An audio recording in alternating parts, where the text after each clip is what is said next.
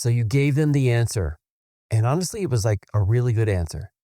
But they nodded, said thank you. Maybe they were even excited, and they did nothing with it. Now, I got to say that this happens a lot when it comes to coaching, leading, at home, even leading yourself. That's why today we're talking about why advice doesn't stick and what actually moves people to act. So welcome to the Modern Leadership Coaching Podcast. My name is Mark, and my beautiful, amazing wife is not with us today. She is extremely tired. And if you know what she's going through, if you don't, definitely check out her social media. But she's taking the week off. She will be back next week, and nobody misses her more than me. So that's why she's not here. But I want to really dive into this topic because I find that a lot of people who are in this space keep trying to help by giving advice. And what changes when you shift from telling to leading and guiding? So the last podcast, by the way, we left you with a question. I want to answer that right now. This is a question of like, what would you do? And the example was you're leading a team and one person is consistently underperforming. Everybody on the team sees it, but nobody is saying anything. Now, you probably thought about the conversation a dozen times, especially if you're in a high stakes conversation like that, but maybe you're telling yourself that it's not the right moment. What would you do? Now, the answer we're actually going to find today. That's the actual topic for today's conversation. First off, because these kind of conversations, we call them high stakes, challenging conversations. These are the ones that actually produce the most results in our lives. It's not the easy ones that are just handed to us. It's not it's a very easy way to make this decision because it's like the obvious one. These are the ones where it may not feel like there's a right or wrong decision, but there's going to be a conversation that needs to have, and we're just afraid of what's going to happen, not only during the conversation, but afterwards. Now, I'm going to shortcut what I would do in this scenario because I have a lot of people who are in this spot that I help coach, and the answers are all over the board from what they've given me. Number one is they would ignore it and they would postpone it or push it off, which is generally not a good solution because everybody is watching what it is that you're doing and you're creating a culture that maybe you don't necessarily want. Number two is they go in aggressive. They fire the person, they demean them, or they say things in an aggressive tone. Hey, this is what you need to do. This is a performance evaluation that you need to reach. Otherwise, you are not going to be able to continue to work here. And the third is kind of like a middle ground, which is where I always love to start. And that is like actually having a difficult conversation to find out what is actually going on because you don't know. And anytime you think you know, you're projecting, and that is not helpful in the space of leadership, especially in the spacing of coaching, which is why taking the approach that we're going to talk about today is, I really believe, the best solution for everybody involved. Because the truth is if you don't learn this lesson and you fire the person or you pretend like it's not happening, you are basically not leaning into the opportunity that you have to create and do something different next time. But if you had more information, even if you decide that this person is not a good fit, or they are a good fit, you will be able to set up the next person for much more success. And this is, I found this in relationships too. If you seem to find that you just constantly attract the same people over and over again, or you constantly have to fire people, or you constantly have to tell people about X, Y, and Z, a part of that equation, the most important part, is how you're showing up in that conversation. And that can be a difficult thing, but at the same time, it is your greatest opportunity for growth. I do have some questions that Teresa has written out for me to answer to really help guide you through this process, but also get to see that there's a different perspective for you to tap into. It starts off by asking, why do people ask for advice and then not take it? And I really think the whole idea behind this, not only when it comes to like, why do we give advice, but why do we look for advice, is we think our problems are a technical problem. Meaning we need more information, we need the steps, we need to make a tweak to our strategy. And those things might be true, but ultimately what I find is the biggest thing that holds people back is not the technical challenges. It's all of the things that you're thinking that are creating that situation for you that is preventing you from doing the things you actually need to do. Because any one of us can Google search, any one of us can use ChatGPT or Claude, any of us can find an expert. But if you found an expert and you're doing quote unquote what they said you're supposed to do and it's not working, it's not because it's a technical solution, it's actually an adaptive one. Why I think most people ask for advice and then not take it is because they're looking for a technical solution. They have an adaptive challenge And so they can't work through that adaptive challenge in order to get themselves to do that activity. Or if they do get themselves to do the activity, they're just checking the box and they're not doing it with the full energy and belief that they need to actually take action and get results. And so that's why I think that people ask for advice, is they think that that is what they need. And in turn, when you are a powerful leader and you're a powerful coach, you can help people get to the root of what's actually going on, and you can solve and help them solve their technical problems, but not without like really diving into their adaptive problems, the things that they're telling themselves that are preventing them from taking action. Second one is, what's the difference between giving someone the answer and helping them find it themselves? A lot of it has to do with belief in the person that you're helping, okay? Because if you don't believe that the person has the answer, if you don't believe that the person is smart, knowledgeable, is able to figure things out, you will realize that you're starting to treat them like somebody who does not have the answer. And unfortunately, when you treat them like that, they're going to respond appropriately. And so in these situations, when you are actually giving them the answer, you are making them dependent on you. But there's this underlying thing, and that underlying thing is that they can't figure it out on their own. They have to come to you to figure it out. I find a lot of leaders go through this process too, where they're like, you know what? Why do I always have to be the person that comes up with the answers? And a lot of times it's because you're the one who's giving the answers, and you kind of have set up an environment where that's the case, as opposed to empowering the person to do it, potentially do it wrong, but learn from that lesson, and at the same time empower them to go out and make additional decisions and actions that aren't required to be run by you. So that's what I really feel like is the difference. By the way, when somebody finds the decision within themselves, not only can they utilize their own superpowers, because generally we will think it through related to what we enjoy versus what we don't enjoy, or what we're good at versus what we're not good at, but also they have more buy-in because they came up with that decision. And that's just really powerful, because that will transfer into the energy that they put into that thing.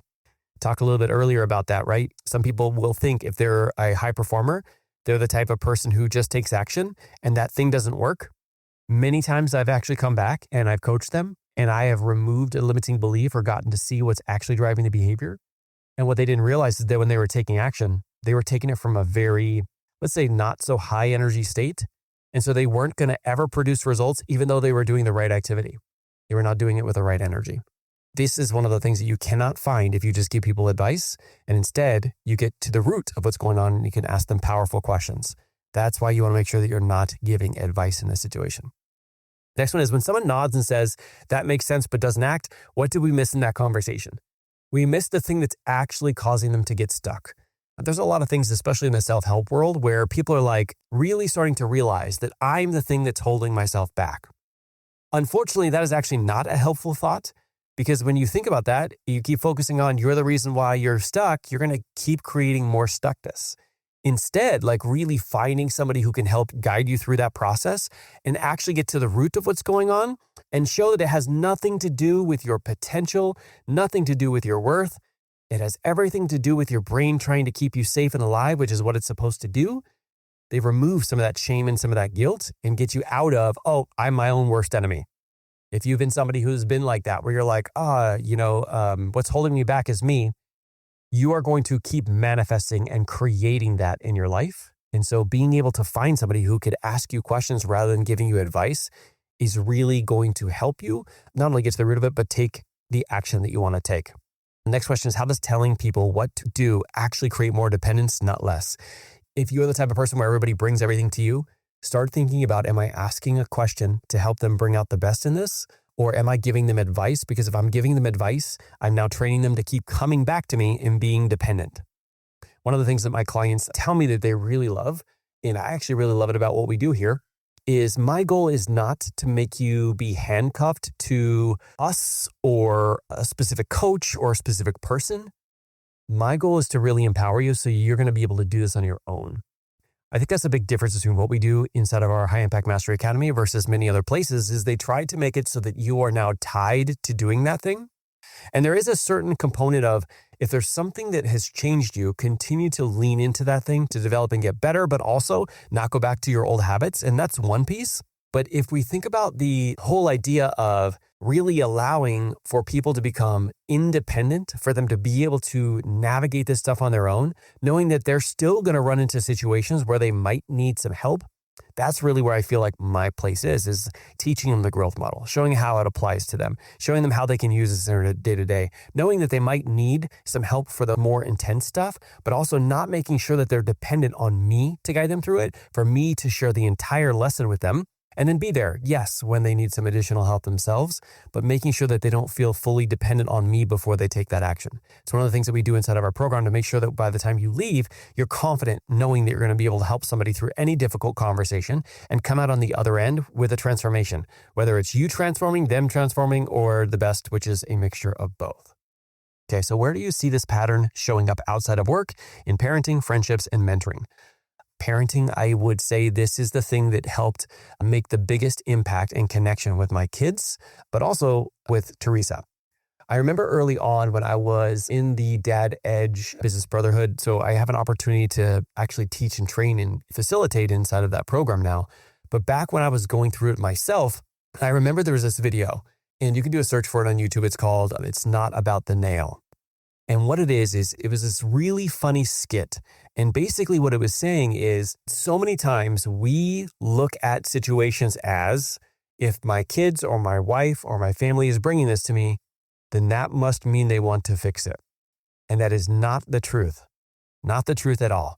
And so when we jump in to try and fix it, it's as if we're not taking the time to slow down and actually find out what's going on, or even just hearing where the person is so they can feel seen and heard and creating a safe environment for us to have a conversation. We bypass that and we jump into, here's the 3 ways to do that.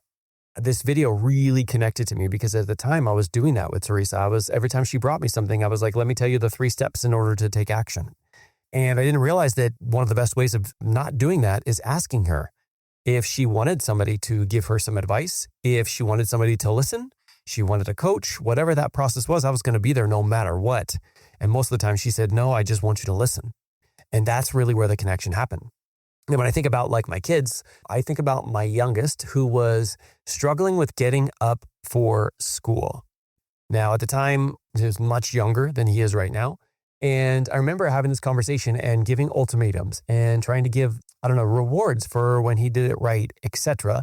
And nothing was working. And I remember slowing down, and instead of me telling him what we can do next, I said, I'm curious, what do you think it would be that would make it so that you were not only getting up at this time, but that you were excited and actually wanted to get up? What do you think would be something that would make you feel that way? And I remember because he stopped for a second, he said, you know what? I remember Mom had that old Apple Watch that tracked your steps. I think that if you told me that I could wear it to school, if I got up, I think any day that I got up on time, I'd be able to wear it. And if I didn't, I wouldn't be able to wear it. I think that would be a great idea. And I was like, why in the world did I not ask you any sooner? And let me tell you, there was actually a month and a half that this actually worked for. Then he grew out of it and he was not really interested in the steps. But I always go back to this. And that is any time that they have something they're struggling with, they need help with, I ask them a question and I see what they can come up with. And yes, there's times where they're like, I don't know, I'm not sure. And I asked them if I can explore it and give them some advice, or I'll even ask them, because I asked my oldest son today, I was like, hey, if you were the parent, what would you say in this situation? And it just gives them a little bit of different frame of mind, but it also empowers them to actually be leaders and not followers. And that's why I want to make sure that I always do that. So that's the pattern that I see showing up. That's why, when I think about coaching and what this does and how this has impacted every area of my life, it's hard to just talk about doing this in the leadership or the corporate space. Doing this, for me as a police sergeant for LAPD, or doing it just related to my health and fitness to help me lose 100 pounds, or doing this as a health and fitness coach to help other people lose weight. This is that universal skill that I wish everybody had, that everybody was taught in school, because I feel like it would make a huge impact, not just in the people that you can help, but in your family, really being able to help guide them and lead them in a way to bring out the best in them. I wish I had had this when I was younger, and I'm going to do everything in my power to share this with as many people as possible, which actually does remind me. So we have this person, her name is Erin. If you've been on our social media, you know her. She is a master coach now for the High Impact Mastery Academy. She actually got her husband and her son, who at the time was about almost 18, into the program. And now he's 18, he graduated, he succeeded.